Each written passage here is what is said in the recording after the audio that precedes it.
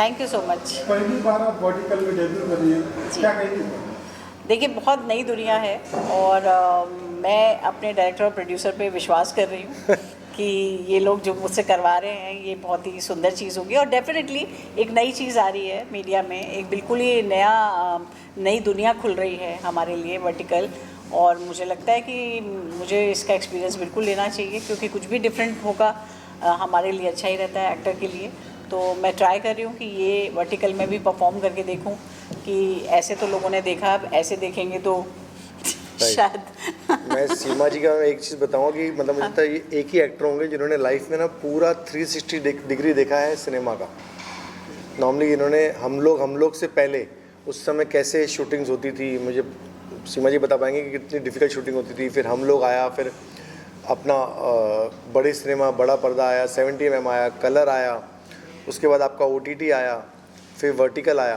तो आप या तो ऐसे कहते हैं ना कि या तो आप मूवी ऐसे देखोगे या ऐसे देखोगे, आप मूवी ऐसे देखोगे या ऐसे देखोगे। अब आप टेढ़ा तो देख नहीं सकते। तो मुझे लगता है लाइफ में लास्ट एंड जो है होगा सिनेमा का, वो यही होगा कि आप ऐसे दांत देखोगे। इसके अलावा आप कैसे देख सकते हो मूवी, या तो ऐसे देखोगे ऐसे देखोगे। तो मुझे लगता है सीमा जी, मैं बहुत लकी हूँ कि सीमा जी एक तो हमारे साथ करने को उन्होंने एग्री किया, और दूसरा सबसे बड़ी चीज़ है कि मतलब she is I call her a living legend. She has seen the complete 360 degree which is मतलब is not less than a Guinness record for any actor to do that, and I don't think so anybody will be able to experience and do this what Seema ji has done in one life. सीमा जी, आपके किरदार के बारे में बात की जाए तो किस तरह का किरदार प्ले करेंगे? किरदार तो मुझे लगता है इसका थोड़ा सस्पेंस रखना चाहिए हमें, ताकि क्यूरियोसिटी बढ़ी रहे। अगर सब कुछ बता दूंगी तो फिर लोगों को लगेगा अच्छा ये है, हम देख लेंगे।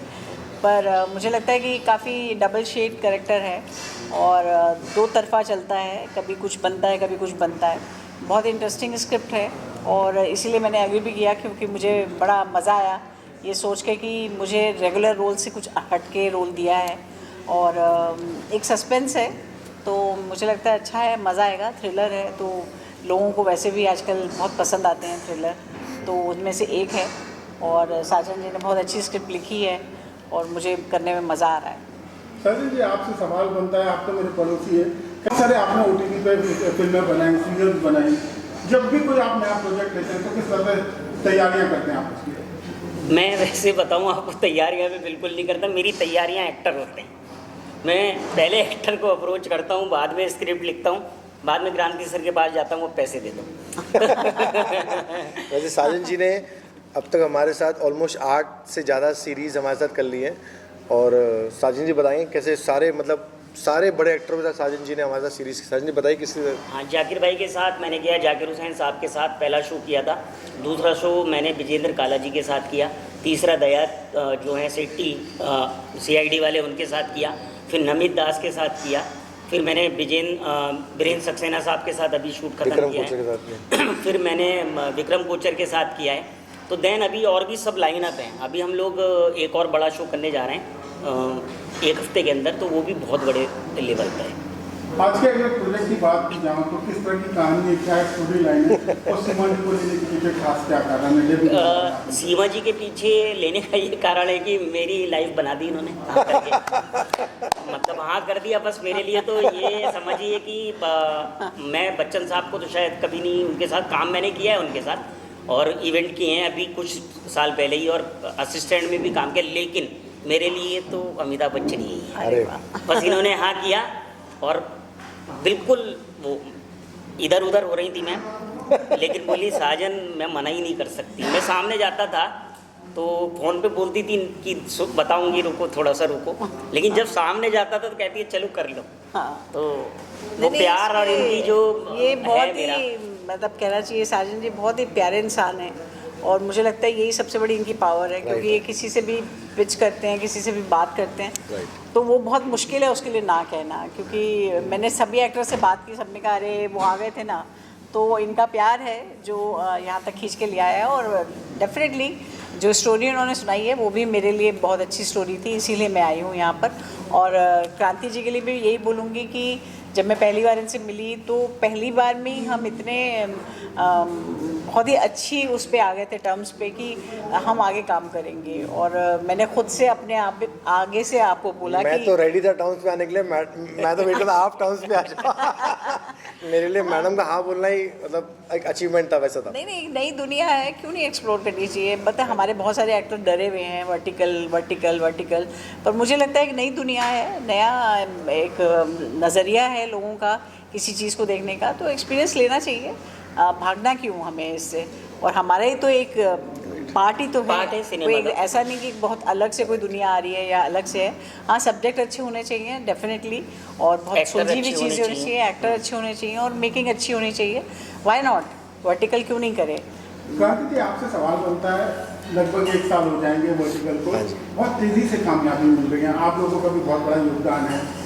इस जर्नी को किस तरह से देखते हैं? शायद पैनोरामा के साथ भी आपको कुछ टाइप हुआ, उसके बारे में भी कुछ रोशनी डालिए। मतलब कुमार जी हमारे मेरे बहुत से दोस्त भी हैं, और मैं तो प्राउड फील करता हूँ कि पैनोरामा ने इनिशिएटिव लिया और हमारी कंपनी में इन्वेस्ट किया, और पैनोरामा एज ए पार्टनर आ गए हैं रॉकेट डील्स में। ये तो अनाउंसमेंट भी 3-4 दिन पहले आ गया था, तो वो हमारे लिए एक बड़ी चीज़ थी।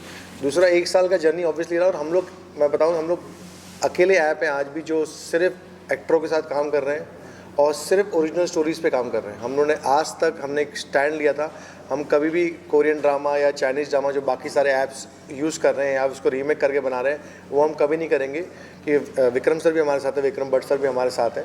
तो विक्रम भट्ट सर इनिशियली से जुड़े हुए हैं कंपनी के साथ, तो उन्होंने एक चीज़ कहा था, क्रांति हमारे देश में ना बहुत सारी स्टोरीज़ हैं यार, हमारे पास इतनी सारी स्टोरीज, हमारी कंट्री मानी जाती है स्टोरी टेलिंग के लिए। आज हमारी स्टोरी की वजह से हमारे स्टार आज बाकी के देशों में सुपरस्टार्स हैं। आज आप कोई भी पाकिस्तान चले जाओ, बांग्लादेश चले जाओ, गल्फ चले जाओ, कहीं भी चले जाओ, नेपाल चले जाओ, जो हमारे स्टार्स ना वहाँ पे सुपरस्टार्स का रीज़न है कि हमने उनको इतनी फीडिंग की, हमने इतनी स्टोरीज़ दी, इतनी अच्छी अच्छी कहानियाँ दी, वहाँ के एक्टर वहाँ के सुपरस्टार बन गए। और यही रीज़न था हमारा भी एक वर्टिकल स्टार्ट करने का, क्योंकि बहुत ज़्यादा कोरियन और बहुत ज़्यादा चाइनीज़ का हमारे इंडिया में ना एक प्रेजेंस होते जा रहा था। अगर आप देखोगे ना, जैसे मेरी बड़ी डॉटर, मैं हमेशा बोलता हूँ मेरी बड़ी डॉटर है जो 15 साल की है, उसके सारे फ्रेंड्स ना कोरियन बहुत देख रहे हैं। आपको भी पता होगा, बहुत आजकल लोग कोरियन देख रहे हैं, कोरियन खाना खा रहे हैं, कोरियन में बात कर रहे हैं। इवन मेरी वाइफ की फ्रेंड्स कोरियन ड्रामाज देख रही है। अब क्या हो रहा है ना, कैसा होता है ना, जैसे भी उस दिन हम रिसर्च करते थे, हम डिस्कस करते रहते हैं। अब एक पिक्चर आई थी धुरंधर, अक्षय खन्ना ने रोल किया उसमें। अक्षय खन्ना इस जनरेशन के लिए सबसे बड़ा स्टार हो गया। उसका स्टेप है, क्योंकि इस जनरेशन ने अक्षय खन्ना को कभी देखा ही नहीं पहले, ना उन्होंने उसकी दृश्यम देखी, ना उन्होंने उनकी सेक्शन 370 देखी, उन्होंने सिर्फ उसको इधर देखा। तो ये जो इम्पैक्ट आ रहा है ना बाकी कंट्रीज़ का हमारे ऊपर, अगर हम लोग ने इसे नहीं शुरू किया, हम लोग उसको नहीं बढ़ाया ना आगे, तो ये धीरे धीरे इनके स्टार्स, इनके सुपरस्टार्स या हमारे सुपरस्टार्स बन जाएंगे, जो आज हमारी स्थिति है वर्ल्ड वाइड। तो इसलिए हमें आना जरूरी था। जब मेरी अमेज़ॉन से बात हुई, आज हम अमेज़ॉन ने हमारे 20 सीरीज़ लिए हुए हैं नॉन एक्सक्लूसिव, जब हमारी अमेज़ॉन से बात हुई तो मैंने यही कहा था, सर आप आ रहे हो, मेरे लिए कंपटीशन नहीं है, मैं बहुत खुश हूँ आप आ रहे हो, क्योंकि मैं कब तक चिल्लाऊंगा अकेले एक्टरों के एक्टर आओ अच्छे लोग आ रहे हैं। क्योंकि कंटेंट हमारे देश में बहुत ज़्यादा है, हमारे देश में स्टोरीज बहुत ज़्यादा है। और माइक्रो ड्रामा में ऐसा हो गया ना, लोग रील्स देख के ना थोड़ा तो फेडअप टाइप हो गए हैं। मतलब अगर सीमा जी जैसे रील्स कर रही है एग्जांपल, तो सीमा जी ने एक रील डाला, कहीं ट्रैवल पे गई, एक फ़ोटो उठा के डाल दिया। अब लोगों को वो उससे ना लोगों का ना डोपामाइन पूरा नहीं हो रहा, एक डोपामाइन है, अब वो 2 मिनट में उनका डोपामाइन खत्म हो जाता है। उनको चाहिए पूरी स्टोरी, सीमा जी के साथ वहाँ पर क्या हुआ, सीमा जी के साथ कोई घटना घटी, सीमा जी के साथ कोई गॉसिप हुआ, सीमा जी के साथ क्या हुआ, तो उन्हें पूरा का पूरा स्टोरी जानना है। जैसे फॉर एग्जाम्पल अगर आप, अभी हम बहुत सारी रियल स्टोरीज और रियल चीज़ों पे कर रहे हैं, अभी हम पोर्शे केस पे कर रहे हैं, हम सिया वाले केस पे कर रहे हैं, तो लोगों को ना, जैसे पोर्शे केस में एक लड़के ने गाड़ी से उड़ा दिया, पुलिस ने अरेस्ट किया, बाप ने खून दिया, इतना पता है एग्जैक्टली हुआ क्या, उसके पीछे की स्टोरी क्या है, उनका मेंटेलिटी क्या चला, फैमिली में क्या ड्रामा हुआ, पुलिस में क्या ड्रामा हुआ, चीज़ें कहाँ तक पहुँची, ये सबको पूरा जानना है। ये रीज़न है कि माइक्रो ड्रामा का सक्सेस बहुत बढ़ रहा है, वर्टिकल्स का सक्सेस बहुत बढ़ रहा है। और जैसे आपको बता दूं, हम सिर्फ वर्टिकल्स नहीं कर रहे, अगर आप यहाँ पे भी देखेंगे तो हम वर्टिकल और हॉरिजॉन्टल दोनों कर रहे हैं। हम अकेले ऐप हैं जिन्होंने 4 महीना पहले शुरू किया, हमने वर्टिकल हॉरिजॉन्टल दोनों शूट साथ में शुरू किया। हाँ, और अभी तक हम करीब 30 सीरीज़ हॉरिजॉन्टल भी बना चुके हैं, ये हमारी 30वीं सीरीज़ है। आज हमारे 4 शूट चल रहे हैं साइमल्टेनियसली। हमारा यहाँ पर एक शूट चल रहा है, हमारा नासिक में एक शूट चल रहा है जहाँ पे अंकुश भट्ट सर शूट कर रहे हैं, हमारे इस समय मनाली में एक शूट चालू है जहाँ पे अजीज़ कर रहा है, हमारी एक शूट अभी आज दहीसर में चालू है जहाँ पे सोनू सूद सर के पार्टनर हैं अजय धामा, वो हमारे लिए प्रोड्यूस कर रहे हैं। तो हम आज 4 साइमल्टेनियसली शूट कर रहे हैं और चारों के चारों वर्टिकल और हॉरिजॉन्टल साथ में शूट हो रहे हैं। ऑब्वियसली ये हमारा सबसे बड़ा शूट है, मतलब हमारे सीरीज़ का, हमारे ऐप का वन ऑफ द सबसे टॉप 2 या टॉप 3 में ये सीरीज़ रहेगी, क्योंकि सीमा पावा जी है, तो इसमें तो कोई दो राय नहीं है। बट बाकी सारे शूट्स भी हमारे लिए बहुत इंपॉर्टेंट है, साइमल्टेनियसली चल रहे हैं। आपको देखना स्टार्ट किया है, तब से लेकर अब तक आप क्या देखोगे इंडस्ट्री में कितना चेंजेस आया मेकिंग को लेकर, टेक्नोलॉजी को लेकर, और एज ए एक्टर अब तक एक्टिंग करना और सबके साथ में कोप अप करना कितना हार्ड या कितना ईजी है, कितना चेंजेस आया? हाँ जी, ये सवाल ना बहुत इम्पोर्टेंट सवाल है, और स्पेशली मेरे लिए, इसलिए क्योंकि जब मैंने शुरू किया था 1968 में, तब रिकॉर्डिंग सिस्टम ही नहीं था टेलीविज़न में, लाइव टेलीकास्ट होता था। तो लाइव टेलीकास्ट में अगर आपसे गलती हुई तो गलती हुई, कट की कोई गुंजाइश नहीं थी। जैसे थिएटर है वैसे ही टेलीविज़न था। उसके बाद रिकॉर्डिंग सिस्टम आया, तो रिकॉर्डिंग सिस्टम में एक रील होती थी बड़ी वाली, उस रील में एडिटिंग नहीं होती थी। तो अगर आपने फर्स्ट सीन से शुरू किया और मान लीजिए आप 6ठे सीन में या 7वें सीन में कोई गलती करते हैं, तो आपको फिर से फर्स्ट सीन से शुरू करना पड़ेगा, क्योंकि एडिट नहीं कर सकते थे। तो बहुत टाइम जाता था, क्योंकि आपको रात भर बैठना पड़ता था। जब तक पूरा नाटक ओके नहीं हो जाएगा तब तक आपका पैकअप नहीं हो सकता था। तो हमें बहुत ज़्यादा बैठना पड़ता था। उसके अलावा फिर एडिटिंग आई तो सीन वाइज आई, कि एक सीन कर सकते हैं पूरा एक साथ, फिर कट करेंगे, फिर एक सीन कर सकते हैं, लेकिन बीच में नहीं कर सकते हैं। तो वो भी मैंने देखा है, उसमें भी मैंने काम किया है। और 3 कैमरा सेटअप से मैं शुरू हुई हूँ, और हमेशा 3 कैमरा सेटअप से ही हम लोग करते रहे हैं काम। हम लोग तक 3 कैमरा सेटअप था, स्टूडियो में सेट लगा था, आउटडोर करना बहुत मुश्किल था। जबकि हम लोग में हमारे 2-3 सॉन्ग पिक्चराइज हुए थे जो बाहर कुतुब मीनार वगैरह एरिया में गए थे।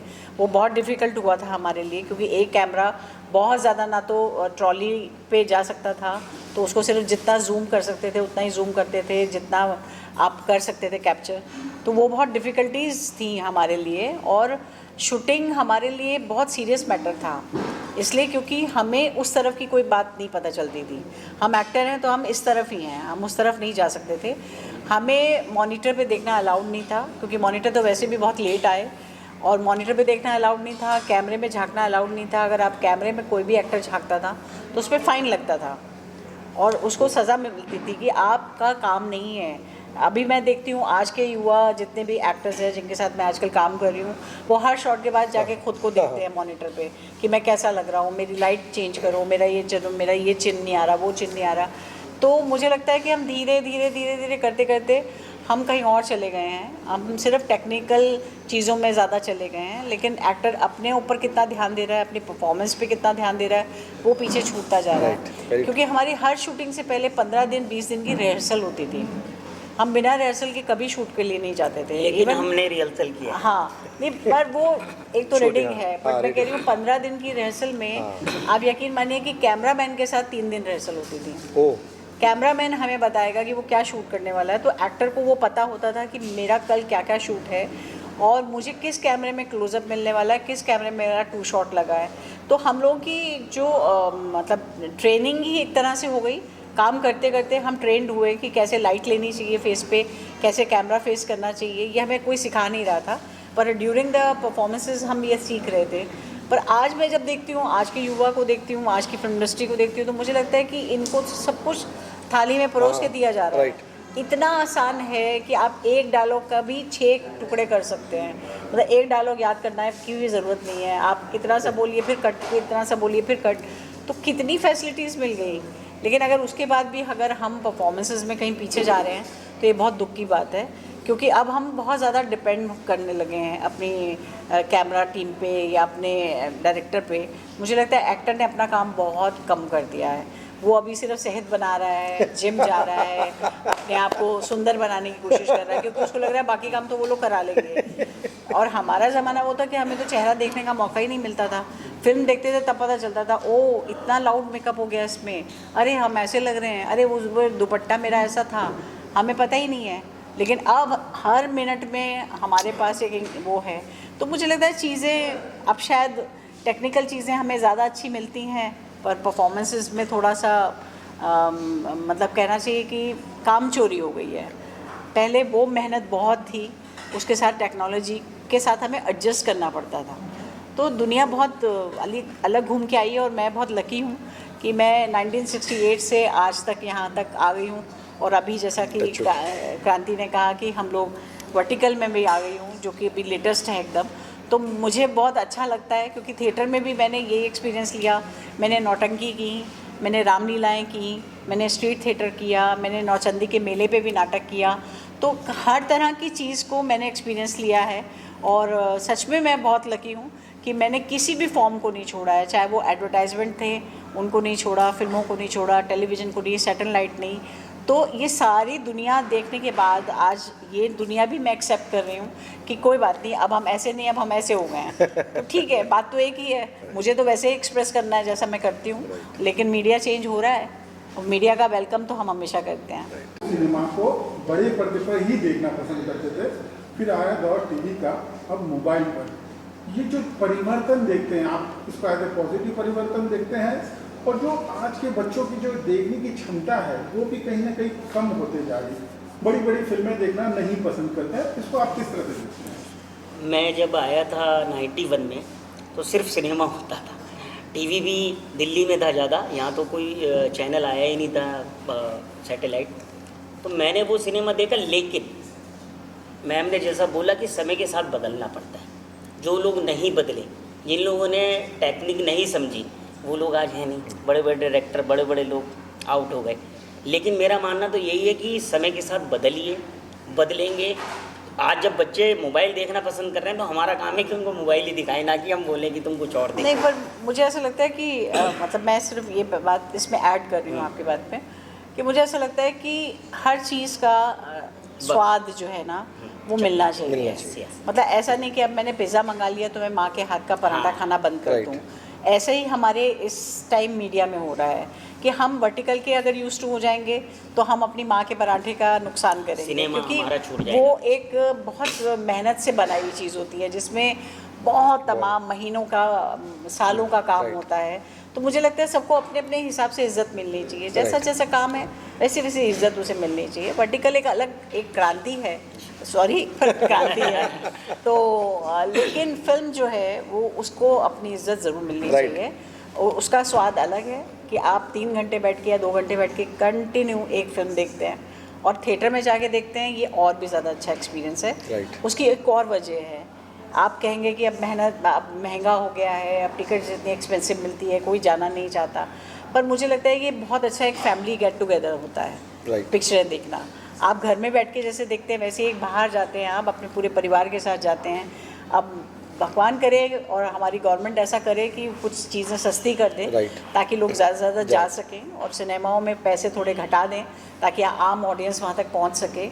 लेकिन वो बड़ा सुंदर मेला है, मतलब एक पूरी वो होता है ना कि हस्बैंड ने कहा चल रहे हो, हाँ चल रहे हैं, बच्चों ने कहा चल रहे हो, चलो चलो, फिर सब तैयार हुए, फिर किसी गाड़ी में बैठ के वहाँ तक पहुँचे, फिर टिकट खरीदा। तो वो जो एक्साइटमेंट है एक सिनेमा को देखने की, मुझे लगता है उसे तो हमें बचा के ज़रूर रखना चाहिए। हाँ, डेफिनेटली ये इजी वे है, आपने कभी भी मोबाइल खोला और आपने एक छोटी सी फिल्म देख ली, वेरी गुड, हम आगे ही बढ़ेंगे, लेकिन उसको भूलना नहीं चाहिए। सिनेमा है, सिनेमा है, अपना एक चार्म है, बिल्कुल। और जैसे मैम ने सही बात कही कि आज पहले हमारे ज़माने में गार्डन हुआ करता था, हम गार्डन में चले जाए, कहीं चले जाए, आज सिर्फ मॉल बचे हैं। अब मॉल जाने से अच्छा अपनी सिनेमा जाए। लेकिन वही सही कहा कि गवर्नमेंट अगर कुछ चीज़ें सस्ती करें, थोड़ा अफोर्डेबल हो, तो ज़्यादा से ज़्यादा लोग सिनेमा देख पाएंगे। वो सब सिनेमा सबको जाना है। ये मानना चाहिए कि हमारी शुरुआत वहीं से हुई है। तो मतलब ये तो वही हुआ ना कि जब बुजुर्ग हो गया तो हमने उसको कमरे में बिठा दिया और हम बच्चों को लेके चले गए। बुजुर्गों की इज्जत तो देनी पड़ेगी ना। तो सिनेमा हमारा बुजुर्ग है तो उसकी इज्जत हमेशा रहनी चाहिए। मैडम, ये होता था कि पहले एक सीरियल जैसे होती थी आपकी हम लोग थी, उसमें आपको एक किरदार को एक नाम मिला था जी। आपके असली नाम को तो सब भूल गए थे, उसी नाम से आपको सब ने याद जी बिल्कुल। लेकिन ये धीरे धीरे ये चीज़ें खत्म हो गई है जी, मतलब देखा जाता है और भूल जाते हैं कि उनका नाम क्या है। जी बिल्कुल। तो इसकी वजह क्या है? वजह एक तो मैं कहूँगी कि वो इम्पैक्ट शायद ख़त्म हो रहा है और बहुत सारी चीज़ें मिल गई हैं, बहुत सारी, मतलब इतनी सारी चीज़ें हैं कि आप मोबाइल पे भी देख सकते हैं, आप टीवी पे देख सकते हैं, आप चैनल चेंज कर सकते हैं। तो अभी का बच्चा भी या हमारी सोसाइटी भी अगर हम कह लें तो जैसे हम कंफ्यूज हो रहे हैं कि अभी हमें खाना क्या है हमें यही नहीं पता होता। हाँ। तो वैसे ही हम धीरे धीरे हमारी पूरी सोसाइटी कंफ्यूज होती चली जा रही है। Right. पहले क्या था, चीज़ें मिलती थी और बहुत कीमती होती थी, तो सबका ध्यान उस तरफ होता था कि यार वो मिस नहीं होना चाहिए। मैं अपना मानती हूँ कि जब चित्रहार आता था तो हम कहीं भी होते थे भागते थे, क्योंकि वही एक टाइम था जब हमें एक साथ 6 गाने देखने को मिल जाएंगे। और अब तो किसी भी आप उस पर लगा लीजिए, आपके लिए गाने चलते ही रहते हैं सारा दिन, तो इजीली अवेलेबल हो गया, तो लोगों का इंटरेस्ट उतना ही कम होता जा रहा है। जब आपको पता है अभी नहीं देखेंगे कि रात को 12 बजे देखूंगा, कल देख लूँगा, उस वक्त होता था नहीं अभी 8 बजे नहीं देखा तो नहीं देखा।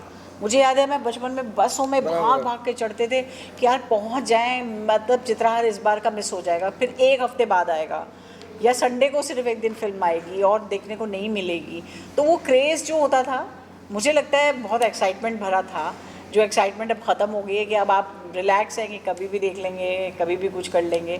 तो हर एक चीज़ की अपनी अपनी फ़ायदे और नुकसान हैं।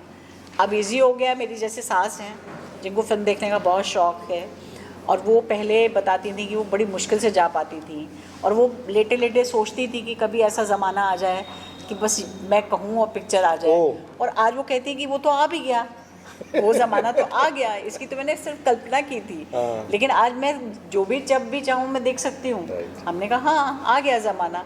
तो चीज़ें अच्छे के लिए भी हुई हैं और कुछ चीज़ें हमने खोई भी हैं उससे।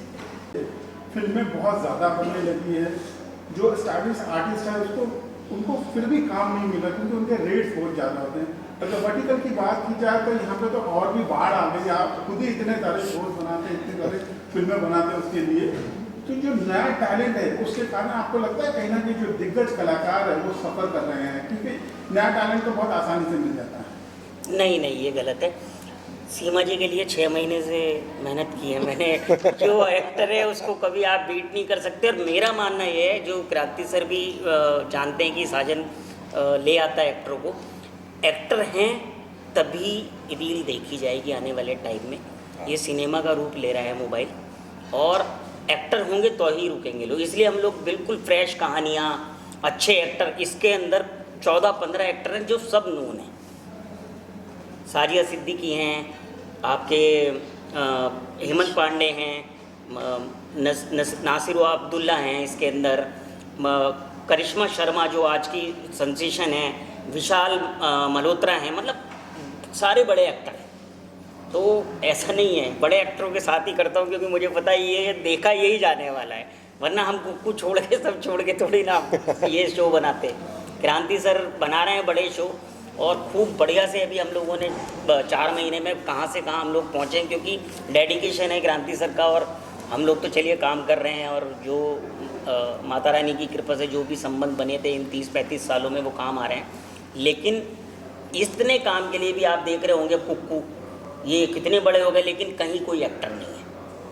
तो ये तो रॉकेट रील इस बात में नंबर 1 पे है, मतलब पहले दिन से, कि एक्टर सिर्फ रॉकेट रील में आ रहे हैं और आएंगे। अब तो बाढ़ आने वाली है। सब लोग, सीमा जी ने कर लिया, बस अब तो मैं सबके पैर पकड़ लूँगा भैया चलो, अब सीमा जी ने कर लिया, तो अभी सब सर्कल है बड़ा इतना, और तो सब लोग करेंगे। सब लोग रुके हुए थे, मतलब जाकिर भाई ने किया तो विजेंद्र भाई आए, विजेंद्र भाई ने किया तो दया भाई आए, दया भाई ने किया तो नमित तो बिल्कुल इंटरेस्टेड नहीं थे, वो नेटफ्लिक्स अमेजोन के एक्टर हैं। सीमा जी ने जैसे ही हाँ किया तो मतलब हमें लगा कि अब कुछ होने वाला है। लेकिन होता था उनको कि बहुत लोग मिलते थे तो बोलते थे कहाँ चक्कर में पड़ रही हो, बोलती एक आदमी है चक्कर में डाल दिया। जब कल हम रीडिंग कर रहे थे तो मैंने क्लाइमैक्स में एक डायलॉग लिखा कि मैं केस नहीं ढूंढती, केस मुझे ढूंढ लेता है। इन्होंने कहा सिक्वल का सोच रहे हो क्या?